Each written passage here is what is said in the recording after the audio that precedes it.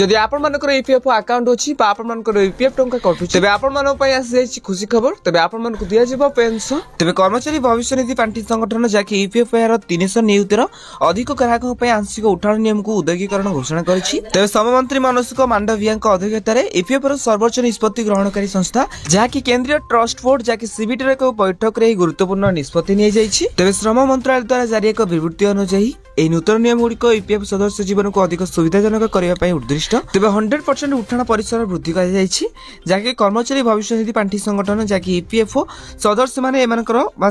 संपूर्ण योग्य बैलेंस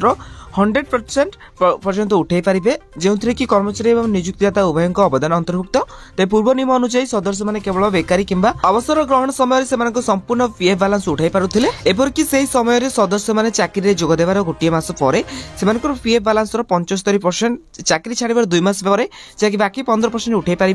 तबे वर्तमान नूतन नियम अनुसार बेकारी क्षेत्र में संपूर्ण राशि उठाइबार अवधि को 2 मास रु 12 मास को वृद्धि कर जाइछि एपरकि